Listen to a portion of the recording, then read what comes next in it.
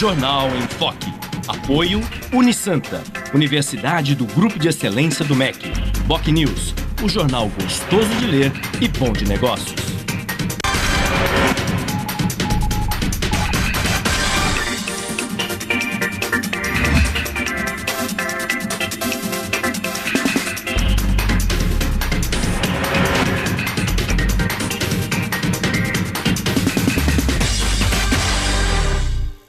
Olá, bom dia. Começa agora uma nova edição do Jornal em Foque.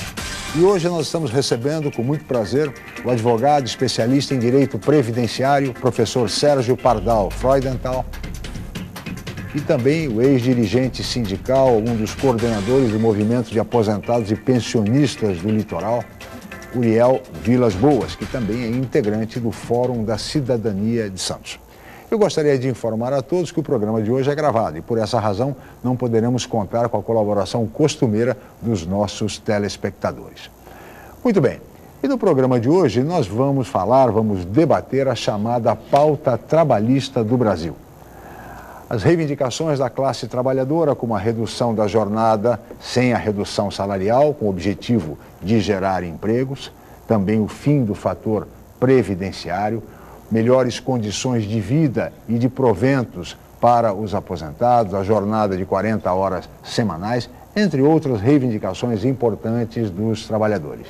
E vamos saber se neste ano eleitoral, estamos a menos de 5 meses das eleições gerais de 5 de outubro, se essa pauta trabalhista, se ela vai avançar, se ela vai sensibilizar o governo federal, já que estamos em ano eleitoral, e também quais serão os compromissos dos candidatos à presidência da República com relação a essas reivindicações dos trabalhadores do Brasil.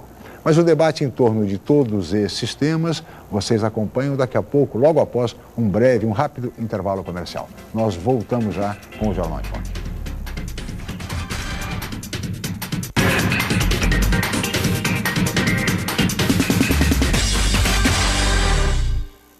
O Jornal BocNews está mais perto de você.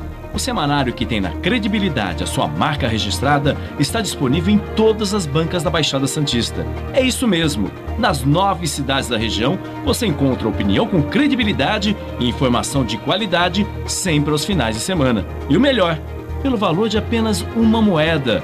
Peça o BocNews ao seu jornaleiro. Jornal BocNews, gostoso de ler e bom de negócios. Chegou a hora de soltar a voz. Vamos mostrar quem somos nós. Esquece tudo que você já viu. Vamos fazer a melhor eleição do Brasil. Eu quero, eu faço, eu vou fazer. O melhor pro Brasil, pra mim, pra você. Tire seu título de eleitor e participe. Vamos fazer o melhor para o Brasil. TSE, Justiça Eleitoral.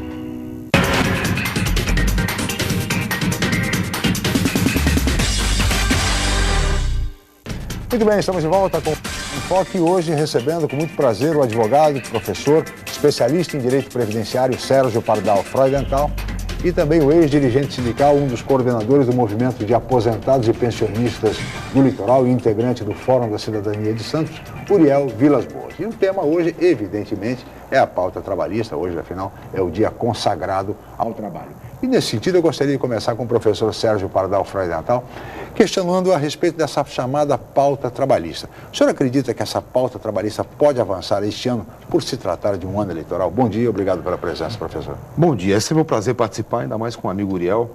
Eu acho que sim. Primeira coisa importante, eu acho, o 1º de maio, atenção, não é dia do trabalho, hein? É dia do trabalhador. Eu sempre faço questão de ressaltar, porque é muito comum as pessoas dizerem o dia do trabalho, o dia internacional do trabalho, não é dia do trabalhador. E essa é a grande discussão. É preciso que a gente possa exigir que o 1º de maio seja efetivamente do trabalhador. E aí entra a pauta que está colocada. Na minha área, por exemplo, Previdência, a pauta é claríssima, não é? Sim. Eu tenho discutido bastante, inclusive com os setores do Ministério da Previdência, a questão da aposentadoria especial. O fator previdenciário, evidentemente, é uma das coisas mais lastimáveis que poderia existir. Eu já disse aqui no seu programa algumas vezes, fator previdenciário é o maior sinônimo de fraude, é fraudulento, inclusive porque é inseguro do ponto de vista jurídico, a partir do momento que ele se modifica a cada ano. Sim. Todo finalzinho de novembro sai a nova tabela da expectativa de sobrevida. A expectativa de sobrevida é o divisor do raio da formuleta e o resultado final a gente sabe o que dá. Então, essa insegurança jurídica tem que acabar sem dúvida alguma. E aí tem um monte de discussões importantes, a história da Fórmula 95 e tudo mais. Por outro lado, aqui para nós, na nossa região, é de suma importância a questão aposentadoria especial. Por exemplo, já está em negociação há um bom tempo a questão dos estivadores. Eu tenho participado, assessorando a diretoria do Sindicato dos Estivadores, e é muito importante bater em cima dessa tecla. Veja, o estivador tem o seu direito negado desde 1995, mas as condições de trabalho no porto não mudaram. Não mudaram em nada. E acho que a gente agora está muito próximo de reconquistar a aposentadoria especial do estivador. Faço questão de dizer, não é que eles perderam, nunca perderam. A lei não precisa mudar. O que precisa mesmo é a interpretação correta da lei. Eu apresentei, saiu publicado inclusive na Revista Previdência Social da LTR, uma matéria sobre a interpretação correta hoje na aposentadoria especial. No tocante a ruídos, na questão de periculosidade e na associação de agentes nocivos, que é o que agride, o que afronta exatamente o trabalho portuário. Tá certo. Eu gostaria de questionar agora o nosso Uriel Vilas Boas, nosso comentarista de hoje. Obrigado pela presença, Uriel, um bom dia. Você acredita, Uriel, que essa pauta trabalhista pode avançar neste ano eleitoral ou não? Ou vai ficar só no palanque, só no discurso, só na promessa, enfim, dos presidenciários? Bom dia, meu professor da Scala.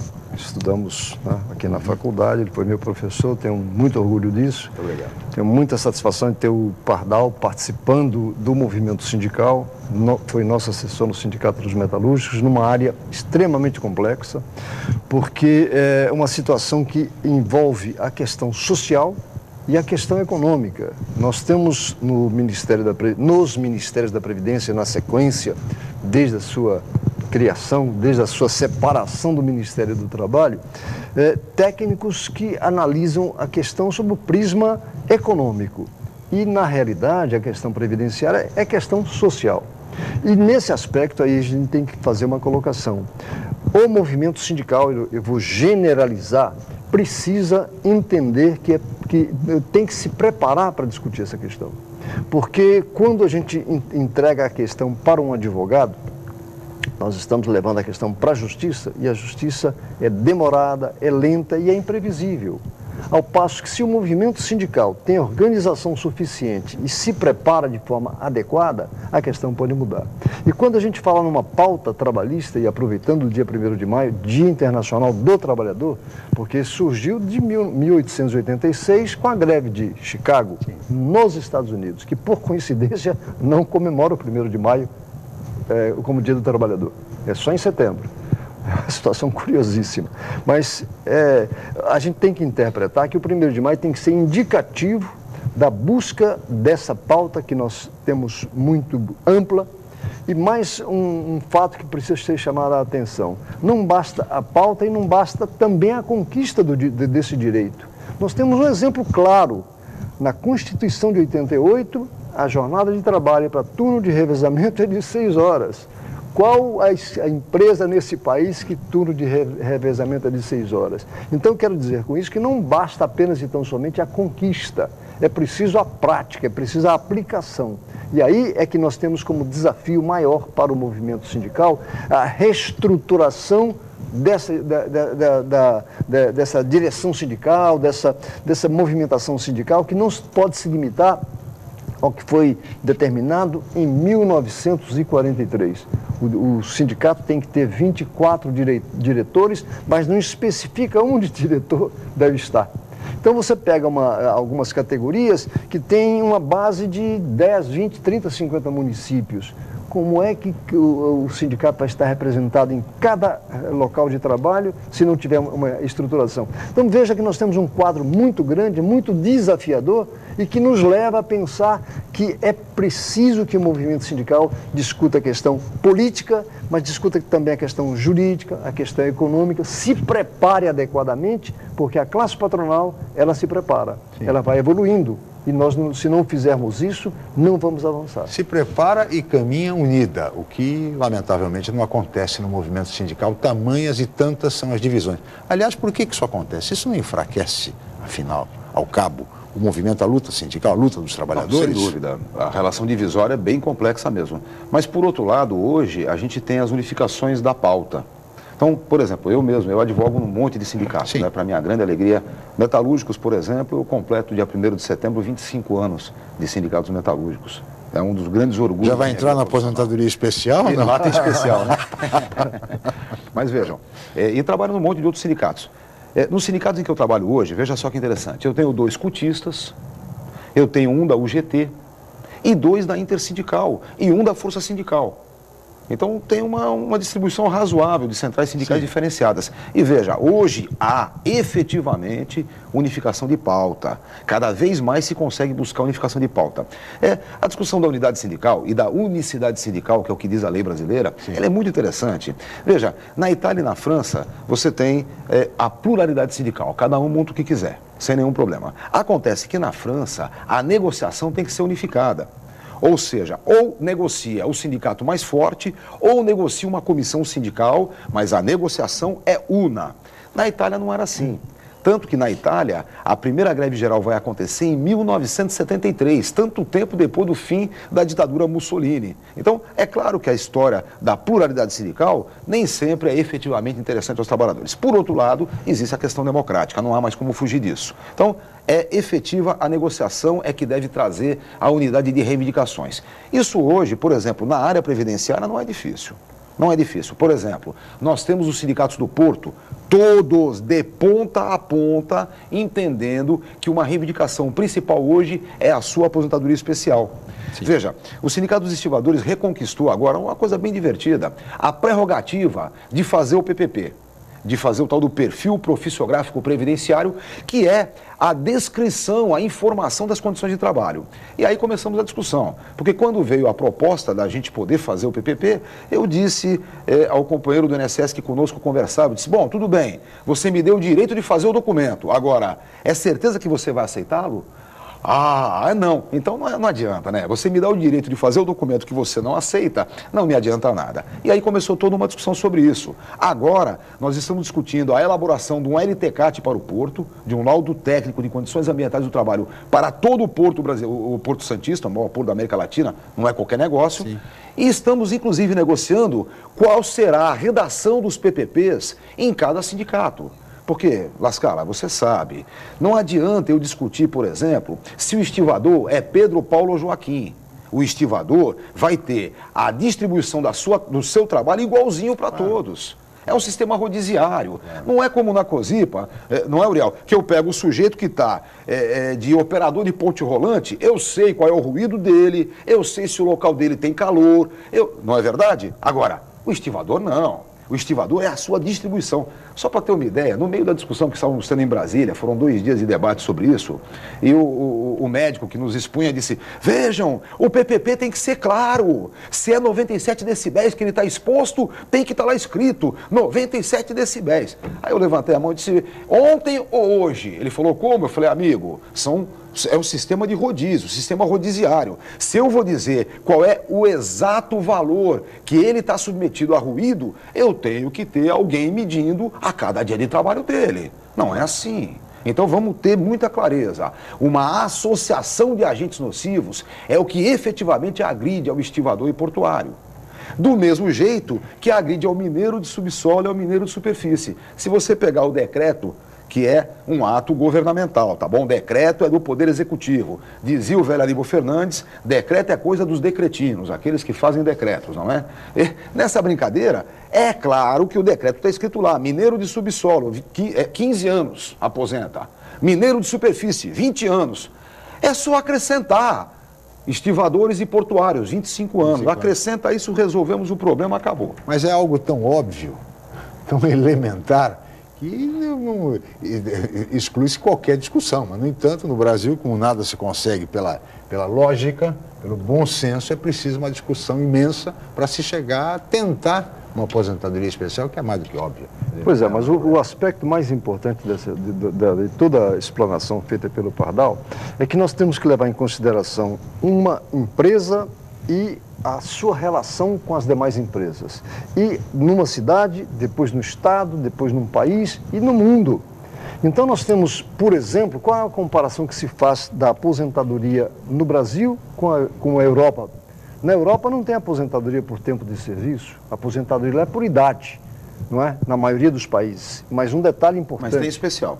Não, tem também, especial. Mas eu digo assim, a discussão que se trava em relação à proteção à saúde do trabalhador lá é diferente. Por quê? Porque a representação por local de trabalho, a especialização das pessoas que acompanham. CIPA, por exemplo, não basta tão somente alguém se apresentar como candidato a cipeiro para trabalhar. Eu sou cipeiro e acompanhar as determinações que a empresa faz.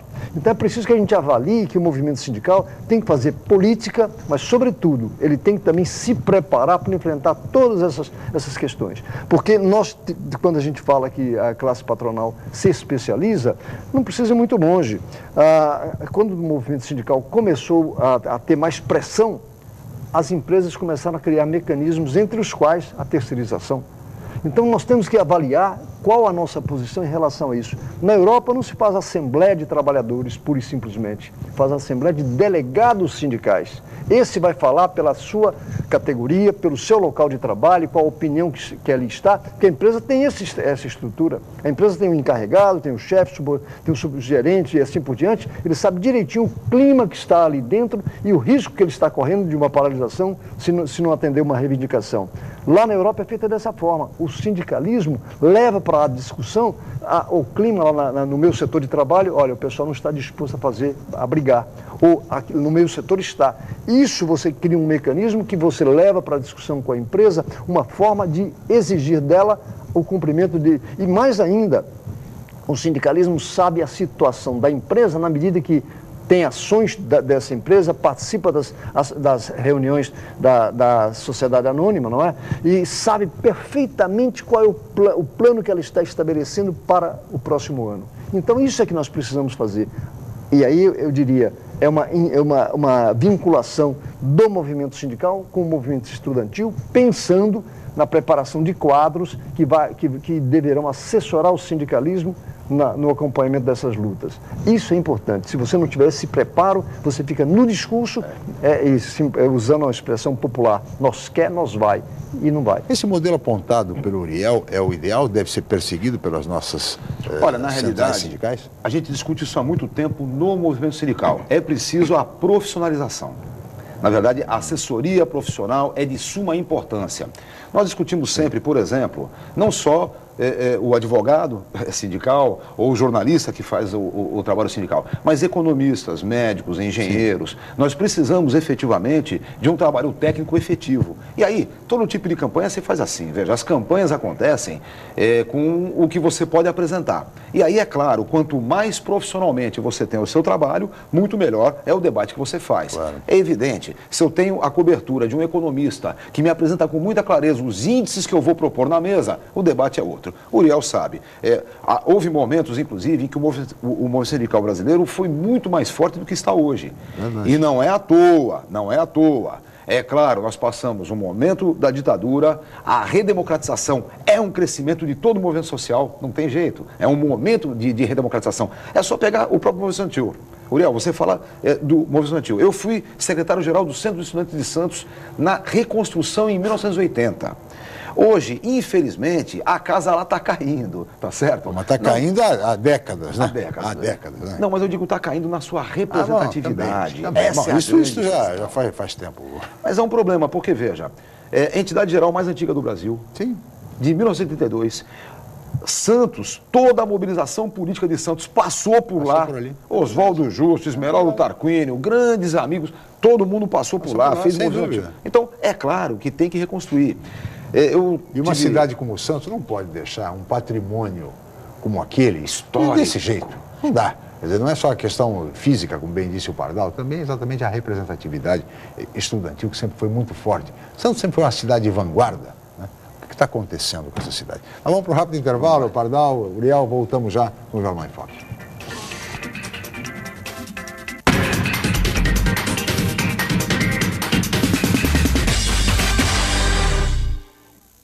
Unisanta, mais uma vez entre as melhores universidades do país, pelo Guia do Estudante 2013 da Editora Abril. Na região, é a universidade com maior número de cursos avaliados pelo Guia do Estudante, com a excelente nota 4. A Unisanta foi incluída no seleto grupo de excelência do MEC, no qual estão apenas 9% de instituições de ensino superior do país. Todos os cursos da Unisanta com excelentes conceitos do MEC. Uma grande vitória pelo esforço de funcionários, professores, alunos, ex-alunos e diretores. Universidade Santa Cecília. Excelência em educação.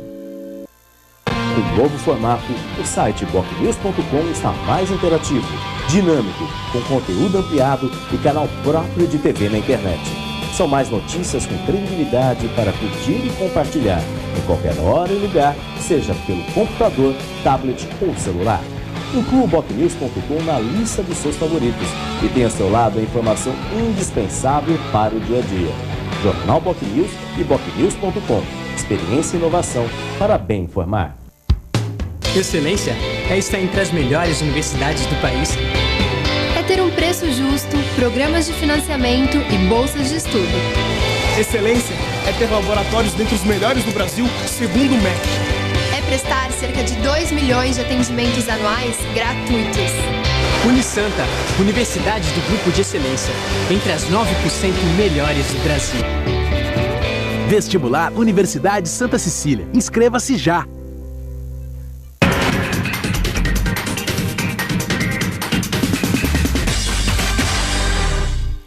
Muito bem, estamos de volta com o Jornal em Foque, que recebe hoje, com muito prazer, o professor, advogado Sérgio Pardal Freudenthal, que é especialista em direito previdenciário, e também o ex-dirigente sindical e um dos coordenadores do movimento de aposentados e pensionistas do litoral e integrante do Fórum da Cidadania de Santos, Uriel Vilas Boas. E discutimos os rumos do movimento sindical por conta até do Dia Internacional do Trabalhador, hoje, 1º de maio. Aliás, 1º de maio que foi comemorado aqui na região, Uriel, dias atrás. Né? Afinal, o que aconteceu? Por que disso? Bem, penso eu que a decisão foi tomada por uma das centrais, não foram todas elas, uma das centrais, porque no dia 1º agora, hoje lá em São Paulo, nós temos a grande manifestação, duas manifestações, já uma pequena divisão. Tem a Força Sindical no campo de Bagatelle, tem a CUT, a CTB, no Vale do Anhangabaú. Então, aliás, acontece todo 1º de maio, né? Sim. Todo 1º de maio. Ultimamente está sendo assim. Parece que é uma disputa de qual festa é mais empolgante, tem mais artistas, qualquer coisa. Mas hoje, 1º de maio, aqui em Santos, nós teremos às 10 horas da manhã, lá na esquina da Glicério com a Ana Costa, uma manifestaçãozinha. Quando eu falo manifestaçãozinha, porque não temos a pretensão de colocar artistas, sim, fazer sorteios. O que nós queremos é porque Santos, o 1º de maio, comemorado no Brasil, foi em Santos. Então nós não podemos perder esse indicativo. Não é? E não se trata de contestação, não se trata de nada. É simplesmente chegar lá, fazer uma breve manifestação dizendo assim, hoje é o Dia Internacional do Trabalhador, estamos aqui. E quando o Pardal fez menção... Interessante que ali ao lado do Centro dos Estudantes de Santos, hein? Que ali o Pardal fazia referência não é outra, porque ali é uma referência muito grande de transporte coletivo, de muita gente parada por ali, não tem nada a ver... Não, de coincidência e importância também do Centro dos Estudantes no passado. E se o Centro dos Estudantes quiser participar, está convidado. Estaremos lá daqui a pouco e nós gostaríamos de contar, inclusive, com isso. Porque é uma situação curiosa. Quem é o líder estudantil hoje na região? Alguém é capaz de dizer? Coisa curiosa. É interessante, não se trata de querer apenas e tão somente dizer assim, não, nós temos um líder, alguém que mande. Não, é pessoas que se manifestem e mostrem as opiniões. E eu insisto, inclusive, nesse aspecto, da vinculação do movimento sindical com o movimento estudantil, pensando que o estudante de jornalismo, estudante de economia, de administração, de direito, de engenharia, de medicina, todos eles podem pensar em amanhã estar trabalhando num movimento sindical, como assessoria, não é? Na assessoria. Então é preciso que a gente avalie sob esse prisma. E por isso que nós precisamos estabelecer diálogo, discussão, muita conversa e aí eu gostaria de voltar à questão que se levantou no início, a questão da pauta do movimento sindical. Eu mencionaria um ponto para a gente ver a importância que nós temos que dar à estruturação do movimento sindical. Discute-se aí a tramitação de um projeto de um dono de uma empresa que fabrica biscoitos, o Mabel, né? O projeto de lei 4.330. Na minha visão, não basta pura e simplesmente dizer assim, não aceitamos a lei, porque a tramitação num Congresso ela é muito complexa e não depende pura e simplesmente de manifestações que você venha a fazer lá em Brasília. É preciso que o movimento sindical interprete que em cada região você tem os seus representantes. Aqui em Santos nós temos 4 deputados federais. Quantos serão os deputados federais de Mossoró? E Joinville, e assim por diante. Se você conversa com eles na sua base, quando ele for a Brasília, ele vai dizer, olha, no meu setor lá a situação está meio complicada. A mesma coisa ocorre no sentido de você ter uma forma de trabalhar para evitar que você tenha problemas. No caso dessa 4.330, vamos usar um artifício que é juntar as terceirizadas, juntamente com a atividade preponderante da empresa, fazer uma pauta unificada. Por que a empresa contrata uma terceirizada? Porque vai pagar menos. Ora, se você estiver junto, e um detalhe interessante, se uma terceirizada termina o contrato e coloca na rua 500 empregados, a repercussão é mínima. É mínima. Ao passo que se uma empresa coloca, por sua vez, 50 trabalhadores na rua, há repercussão. Então é preciso que a gente avalie sobre esse prisma, a utilização inteligente desse ato e dizendo o seguinte, deixa a 4330 ser aprovada. A luta já está unificada na fábrica. Essa questão da terceirização, de fato, é muito grave, é preocupante. Eu gostaria de ouvir a sua opinião, professor Pardal, a respeito dessa questão da terceirização. Não apenas isso que o Uriel fez, mas também em termos de remuneração. A remuneração na verdade, cai, é a precarização. Precarização a terceirização, o que acontece, na verdade, é a precarização das condições de trabalho. E a COSIPA é um exemplo claro disso. É só você pegar os últimos 10 anos aonde aconteceram acidentes, você vai ver. É só terceirizado, viu? O que fazer contra isso? Bom, começou a discussão sobre o que podia terceirizar, lembra? O que pode terceirizar? Não, só pode terceirizar os acessórios, o principal não pode. E aí eu me lembro, quando foram terceirizados, por exemplo, os vigias bancários. Lembra? A terceirização dos vigias bancários? O Big, conversando no outro dia, definiu isso muito claramente. O único problema agora é como é que você tem a segurança da sua agência de alguém que não participa com você do dia a dia da sua categoria. Será que é a mesma coisa? Como é que você tem a segurança da sua agência com alguém que sabe que se estivesse na sua categoria as condições seriam outras? Não é tão interessante assim, né? Ou seja, a terceirização precariza até mesmo o que seria a atividade secundária. Imagina o que será se houver a terceirização do principal. É aquela velha historinha. Eu pego o meu torneiro mecânico e o terceirizo. Eu pergunto, você deu o torno mecânico para ele? Ele é o proprietário? Não, não é. Então não houve terceirização, coisa nenhuma. É claro que essa é a maior ilusão que podia acontecer. Isso é tão verdadeiro, é tão interessante, que na minha matéria, por exemplo, as pessoas acham muito engraçado que o contratado para a prestação de serviço por pessoa jurídica, ele é um autônomo, não é verdade? Sim. Mas ele não paga 20% do INSS, ele paga só 11%. Sabe disso? Tem um abatimentozinho que a lei faz. É uma coisa bem simples de saber o porquê. É bem simples. Se você for empregado ganhando bem, você paga 11% e o seu patrão paga 20%. Somado dá 31%. Agora, se você é contratado, o seu contratante paga 20%. Se você pagar 20% também, fica mais caro. Vocês acham que o neoliberalismo ia permitir que o contrato do terceirizado ficasse mais caro do que o contrato de emprego? Claro que não. E aí eles deram abatimento 9%. E é preciso acrescentar que não existe nenhuma atividade, serviço público municipal, estadual, federal, empresas estatais, empresas privadas, todas as atividades, todas têm terceirização.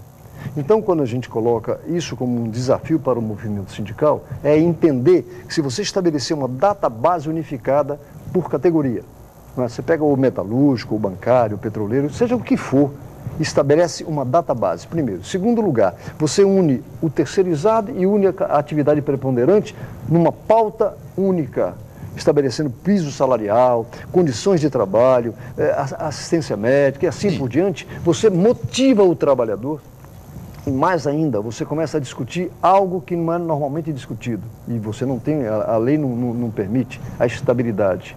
Então você cria mecanismos tais que você leva o trabalhador a pensar, leva o trabalhador a lutar, a participar, a se politizar. Mas Uriel, veja, muitas vezes o trabalhador, para não ser mandado embora, não ser demitido, ele se sujeita. E acaba sob o rótulo de organizações sociais. O nome é bom, o nome é bonito, né? Essa é brincadeira, né? Fez a prefeitura agora. Organizações sociais, e você, porque se o sujeito não aceitar, ele é demitido. Mas nós estamos discutindo a unicidade sindical, nesse caso, já não resolveu. Você tem a unicidade sindical do ponto de vista legal, não é, Uriel? Só que não resolve. Por quê? Porque você pega a COSIPA, por exemplo, a divisão sindical que eles fizeram. Por exemplo, tem metalúrgico terceirizado, que lá é construção civil.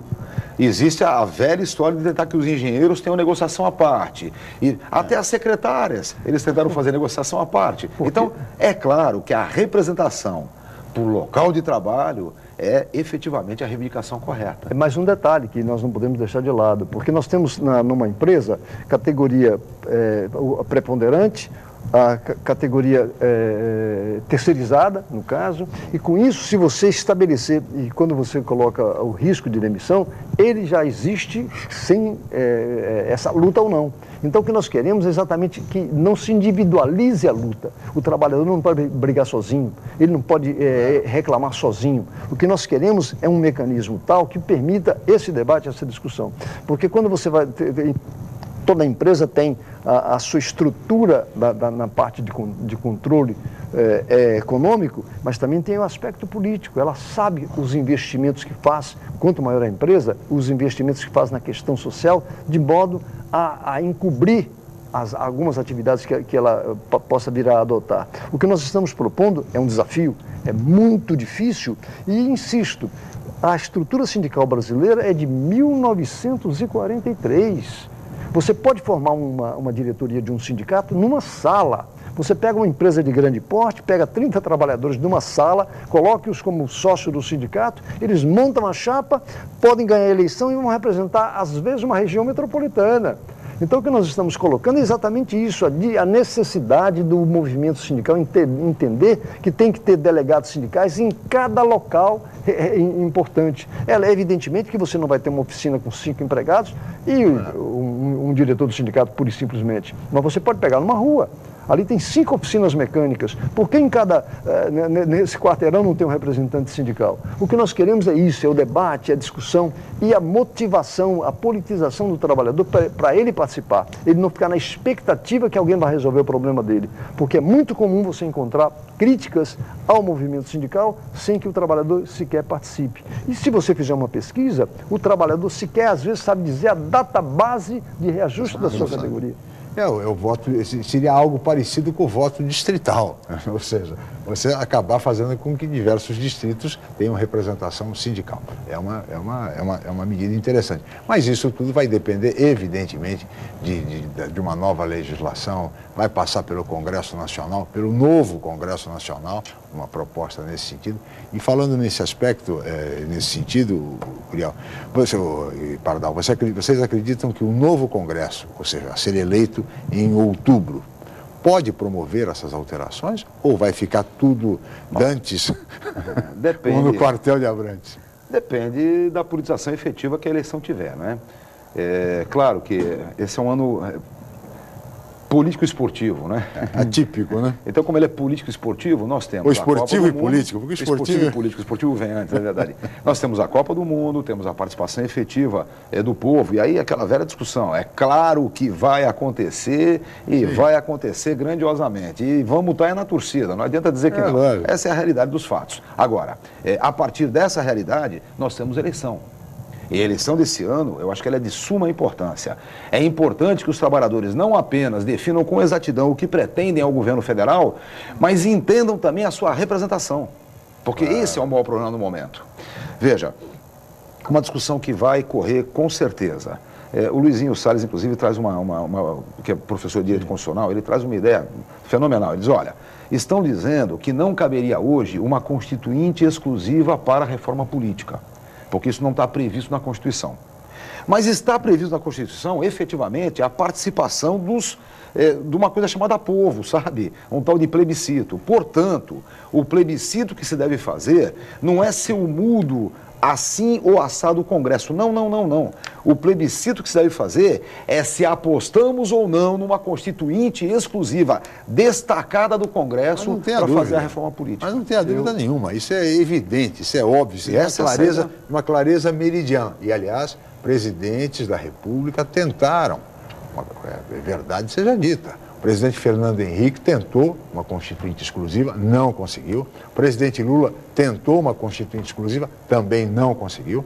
Enfim, não sei o que acontece no Brasil, mas por ser a cláusula pétrea, não se pode mexer, e vai por aí, e evidentemente não se consegue. Mas há artifícios que você pode utilizar. Nós três aqui, se nós pensarmos um pouquinho, quem é o vereador que nos representa, que representa o meu bairro? Eu não sei dizer. Aí eu pergunto assim, deputado estadual, como eu posso votar num deputado estadual de Botucatu se eu não tenho contato direto com ele?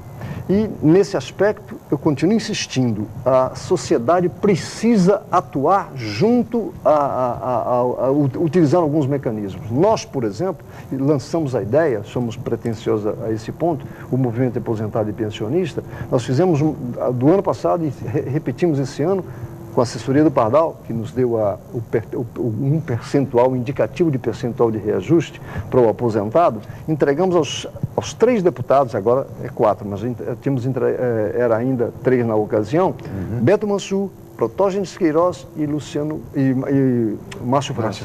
Entregamos uma pauta para que eles apresentem emendas, porque o orçamento federal está sendo elaborado agora. Será votado só em dezembro, mas está sendo apresentado agora. Então, o que nós queremos é isso, e sugerimos às centrais sindicais que fizessem o mesmo em relação à sua representação de norte a sul do Brasil, de modo a que o orçamento federal conste os valores que nós queremos para reajuste. Então, quando se fala em reforma política, eu diria que nós podíamos começar dessa forma, analisando uma situação interessante. Quantas mulheres foram eleitas para a vereança em Santos? Mulher tem mais de 40%. Nenhuma. Então, é uma situação que poderia ser a vereadora Fernanda Vanucci, primeira suplente do PPS. Eu estou querendo dizer isso, citando como exemplo, que se a comunidade não discutir a política, não adianta pensar que vai ter reforma. Uriel, você falou agora na questão da representação feminina. Se eu deixar uma pergunta aqui, eu acho que poucas pessoas vão saber responder. Quais são os senadores de São Paulo hoje? Quais são os 3 senadores paulistas hoje que estão no exercício do mandato? 2 eu vou dizer, o Aloysio Nunes, que foi eleito na última eleição, e o Eduardo Suplicy, que já está, cuja vaga estará em disputa neste ano, renovação de 1/3. E a terceira vaga, de quem é? Alguém lembrará? Bom, sem dúvida nenhuma, foi eleita junto com o Aloysio Nunes, a ex-prefeita de São Paulo, Marta Suplicy, que hoje é ministra da Cultura. E quem está no lugar da senadora Marta Suplicy? Alguém saberia responder?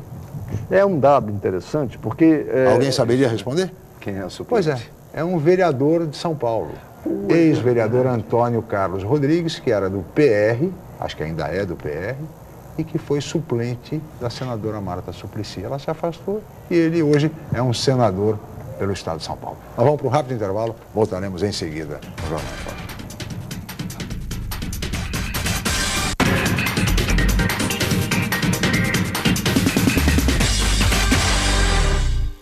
Academia Unisanta. Bem-estar, saúde e qualidade de vida. Mais de 80 aparelhos de última geração. Profissionais qualificados para orientar as atividades de modo personalizado. Ambiente agradável com muito conforto para todas as idades. Musculação é na Unisanta. Academia Unisanta. Dê uma força para a sua saúde. Informações 3202-7126. O Jornal Boc News está mais perto de você. O semanário que tem na credibilidade a sua marca registrada está disponível em todas as bancas da Baixada Santista. É isso mesmo. Nas 9 cidades da região, você encontra opinião com credibilidade e informação de qualidade sempre aos finais de semana. E o melhor, pelo valor de apenas uma moeda. Peça o Boc News ao seu jornaleiro. Jornal Boc News. gostoso de ler e bom de negócios.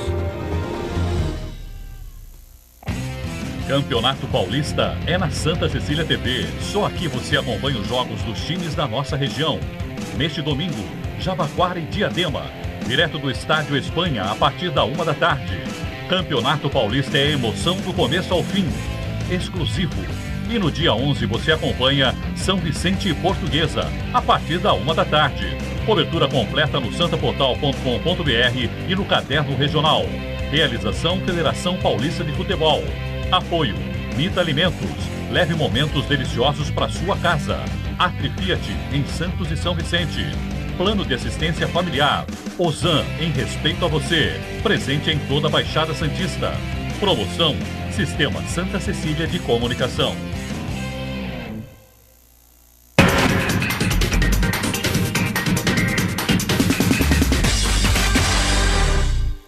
Muito bem, estamos de volta com o Jornal em Foque, que recebe hoje com muito prazer o professor e advogado Sérgio Pardal Freudenthal, o ex-dirigente sindical e coordenador do Movimento de Aposentados e Pensionistas do Litoral, Uriel Vilas Boas, discutindo o movimento sindical, reforma política, reforma trabalhista. E nesse sentido, é possível se pensar, professor Pardal, numa reforma trabalhista previdenciária no Brasil? Olha, é possível, só não podemos deixar que a reforma previdenciária aconteça como eles querem, não é? Sim. Esse é um dos grandes problemas. Por exemplo, na área trabalhista, o que o neoliberalismo quer é o negociado superior ao legislado. Isso é um dos maiores absurdos que poderia acontecer. Porque o legislado vem efetivamente em proteção do chamado hipossuficiente, de quem depende da legislação. Sim. Por isso o negociado só pode acontecer quando é melhor do que o legislado e não o contrário. Senão daqui a pouco vão estar negociando o trabalho pelo uniforme e alimentação. Como é que chama isso? Escravidão. Isso mesmo. Quem trabalha pelo uniforme e alimentação é escravo, não é outra coisa. Na área previdenciária, o campo vai no mesmo sentido. Vamos fazer uma reforma? Vamos. Qual é a reforma necessária? Para mim, no meu entendimento, arranca esse fator previdenciário, que é uma estupidez fraudulenta, e, por outro lado, tem que mudar essa média. Pessoal, ninguém está entendendo bem o que está acontecendo. Sabe por quê? Porque essa média nova, essa média que vai aumentando de tamanho cada vez mais, ela é desqualificadora do trabalhador brasileiro. Ela é feita para quem não acredita que o trabalhador brasileiro sobe na vida. Não sobe não. No final da vida ele ganha menos. Para com isso, não é? Eu já briguei muito sobre isso. As pessoas se acomodam com isso, diante disso. O aposentado ganha menos, precisa de menos e pronto. Não é só isso, Lascara. Sabe o que é o pior? É que essa média, ela vai ficando pior a cada tempo. Veja, a média é a seguinte, a média é dos maiores salários que representem 80% de todos de julho de 94 até o dia do início do benefício. Ou seja, quanto mais longe é o benefício, maior é esse número de parcelas que vão fazer a média. Então, demora razoavelmente bastante para você sentir como vai ficando pior. Agora, uma coisa simples, eu faço uma continha bem rápida. Joaquinzinho começou a trabalhar exatamente em julho de 94, que é quando começa essa conta, tá bem? Ele era semi-analfabeto, ganhava salário mínimo, que eu vou dizer que era 500 patacas. Pataca é moeda mais estável, né? Moeda de Patópolis. Então, ganhava 500 patacas, que era salário mínimo. Ele era um cara esperto, fez o supletivo, melhorou de vida. Em 2004 foi promovido, passou a ganhar 1.500 patacas.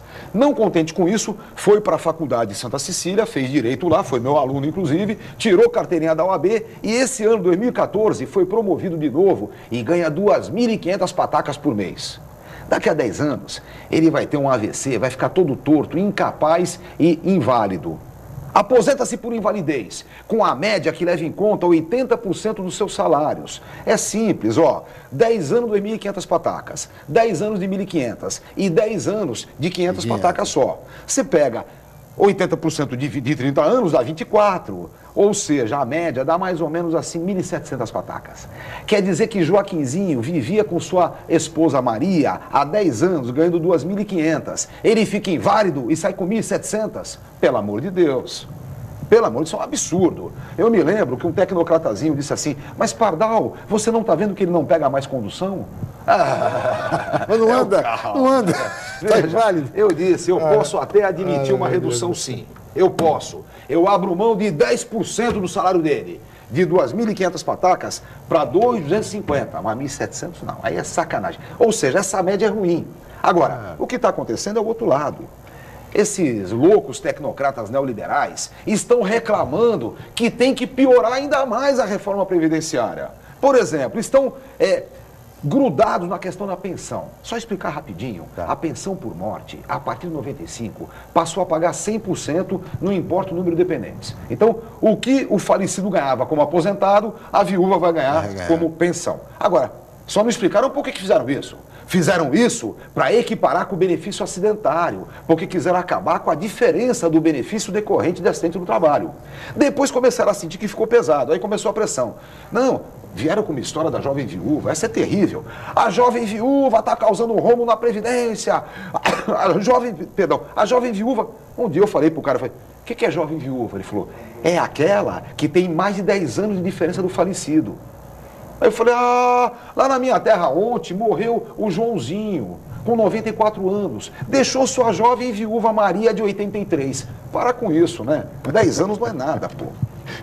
Eu poderia começar dizendo que eu, como não sou expert em previdência, eu fico na expectativa de quando chegar a minha época para a aposentadoria, eu vou brigar pelo meu direito. Isso é um erro que nós temos que enfrentar. Esse é o primeiro ponto. O segundo ponto é quando a gente... O que significa aposentadoria? É ir para o seu aposento. Eu me aposento e abro uma vaga no mercado de trabalho. E a história está mostrando que o nível nosso está melhorando no país, e quem morria, a média antigamente era 50, passou para 60, hoje já chega a 90 anos. Então nós temos que pensar a Previdência sob esse prisma também. E um detalhe interessante, a Previdência tem aspectos econômicos. Se eu sair daqui e passar numa determinada empresa ligada a essa área de Previdência, e dizendo o seguinte, eu tenho um filho de 20 anos, quero que ele se aposente depois de 40 anos de trabalho, ganhando 10 mil reais. Ele coloca na máquina e diz o seguinte, o senhor tem que pagar X por mês até lá. Então, a Previdência Social oficial não coloca, isso não acontece. Por quê? Porque o sujeito começa a pagar um salário mínimo, depois 2, às vezes deixa de pagar um monte de tempo, não cria o fundo necessário e os técnicos que lá estão administrando analisam sobre o prisma econômico, deixam o lado social de lado. Essa é a razão pela qual nós temos que discutir a questão sobre o ângulo social e o ângulo econômico. E mais ainda, um detalhe importante, nós não podemos ficar esperando que as providências venham de cima para baixo. Esse é o desafio maior do movimento sindical que nós temos que enfrentar. Uriel, e nesse sentido, o movimento de aposentados vai exigir, vai cobrar dos presidenciáveis, dos candidatos à presidência da República, um compromisso formal, efetivo em relação a todas essas reivindicações? Deveria fazê-lo, mas mas o que a gente vive é de questões pontuais, imediatismo, manifestações como se reunir pessoas numa cidade como Aparecida resolvesse o problema, e a gente sabe que não é bem assim.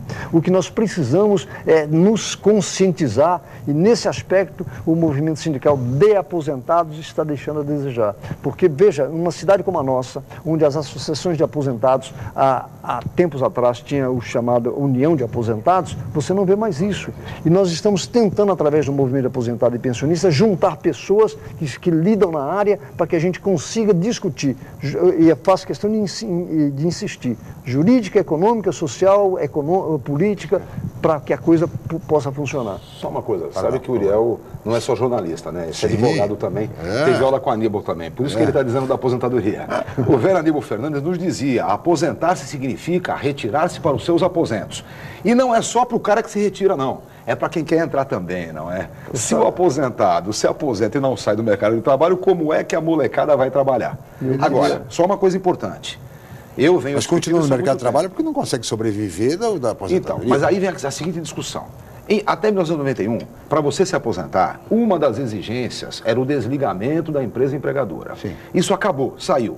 Muita gente comemorou, mas eu não comemorei. Por quê? Porque isso veio, era Collor o presidente da época, então imagina, isso veio no sentido, na verdade, de descaracterizar a aposentadoria como a aposentadoria que é e poder começar cada vez mais a essa restritividade. Por exemplo, essa média, quanto maior fica, pior é para o trabalhador. Claro. Era preciso que, na verdade, a média representasse aquele momento que ele está em atividade. Sim. E não um valor menor do que ele está. Eu só queria acrescentar que em fevereiro estivemos reunidos em Barcelona, na Espanha, o movimento internacional da Federação Sindical Mundial, onde criamos uma estrutura para a área de aposentadoria a nível internacional. A coisa não pode se restringir a Brasil. Nós temos que, ou a América Latina, nós temos que pensar em mundo. E aí nós lá discutimos como a empresa privada pode contribuir, como vários mecanismos a nível internacional e comparando inclusive o nível de atuação de cada área para que a gente possa, nesse aspecto, discutir a questão da aposentadoria. Nós criamos o Sindicato Internacional na Federação Sindical Mundial.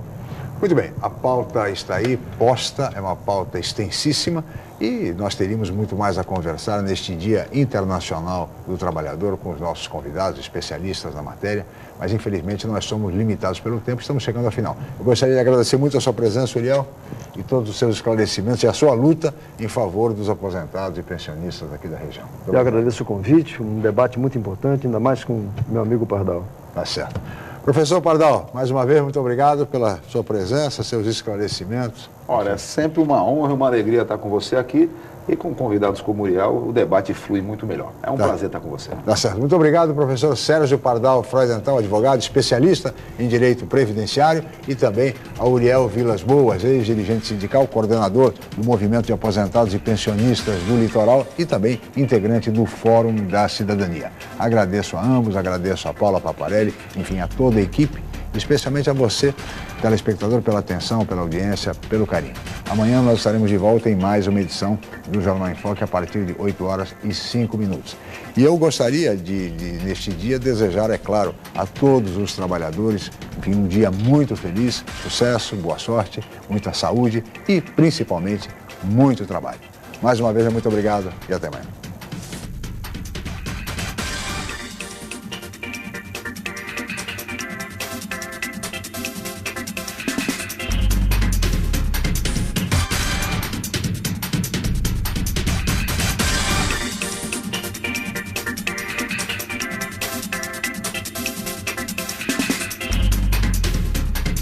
Jornal em Foque.